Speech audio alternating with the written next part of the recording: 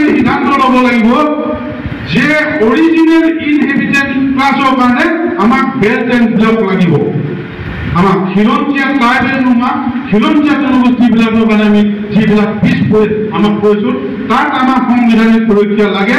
ইয়াকো 1-5 এইকেইটা জনগোষ্ঠীৰ কাৰণে খিলঞ্জীয়া জনগোষ্ঠীয় বেল্ট এণ্ড ব্লক থাকিব লাগিব। ভূমিপুত্ৰ জনগোষ্ঠীসমূহ লেণ্ডত বেল্ট এণ্ড ব্লক থাকিব লাগিব। এনেকুৱা চিষ্টেমবিলাক বনাব লাগিব। আমাৰ বিপৰীতে যিমান এটি আইনীগত ব্যৱস্থাবিলাক কৰি আহিছে আমাৰ সপক্ষে আমিও তেনেকুৱাকে সাংবিধানিক অধিকাৰ বিচাৰি সুৰক্ষিত পদক্ষেপ ল'ব লাগিব। এতিয়া আইনী যুঁজ সমান্তৰালভাৱে চলিব আৰু গণতান্ত্ৰিক আন্দোলনো সমান্তৰালভাৱে চলিব লাগিব। আহোম সভা, মৰাণ সভা, মটক সন্মিলন এইবিলাকে আছে। আমাৰ যিবিলাক ছাত্ৰ সংগঠন আছে একোটা জনগোষ্ঠীয় সংগঠনে প্ৰতিজন ছাত্ৰ সংগঠনৰ বুজাব লাগিব যে এনেকে যুঁজ কৰিব লাগে বুলি। আমাৰ পেৰেণ্ট বডি অৰ্গেনাইজেশ্যনবিলাক তেখেতলোকক কনভিন্স কৰাব পাৰিব লাগিব। তেতিয়াহে দেশখন সুৰক্ষিত হ'ব। আজিৰ দিনত চব ভাৰতীয় হ'বলৈ গৈ আছে মানুহবিলাক। আমাৰ মৰাণ, মটক, চুতীয়া, টাই আহোম, সোণোৱাল কছাৰীৰ অধিকাৰবিলাক ইয়াতে বিস্তাৰ পাই আমি অধিকাৰ হেৰুৱাই গৈ আছোঁ।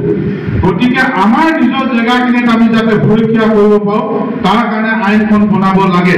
লেণ্ড এক্টখন যিখনে অসম চৰকাৰে বনাই আছে, ভূমি আইনখন যিখনে বনাইছে যে আমাৰ একোৱে জনগোষ্ঠীকেইটা জনগোষ্ঠী একোৱে নাই। মাটিয়ে হৈছে গোটেই ৰাজনৈতিক অধিকাৰ, ভূমি অধিকাৰ হৈছে সৰ্বোচ্চ। গতিকে ভূমি অধিকাৰৰ বিষয়টো ৰাজ্য চৰকাৰৰ লগত আছে। গতিকে ৰাজ্য চৰকাৰৰ লগত থকাৰ কাৰণে আমাৰ এডভোকেটৰ যোগেদি গোটেই ভূমি নীতিবিলাক পৰ্যালোচনা কৰি আমাৰ কাৰণে এনেকৈ আইনখন বনাব লাগে বুলি আমি তৈয়াৰী কৰি পিনে গভৰ্ণমেণ্টক ছাবমিট কৰিব লাগে যে লেণ্ড এক্টখন এনেকৈ তৈয়াৰী কৰক আমাৰ সপক্ষে। অকল গভৰ্ণমেণ্টক আমি এৰি দিব নালাগে। আমি এনেকৈ কৈ আছোঁ সমগ্ৰ নাগালেণ্ড, অৰুণাচল যিমানবিলাক আছে সেইবিলাক গভৰ্ণমেণ্টখন কোনে চলায়? সমাজে চলাই চাব গ'লে সমাজৰ নীতি নিয়মৰ ওপৰত আইনৰ দিশটো থাকে।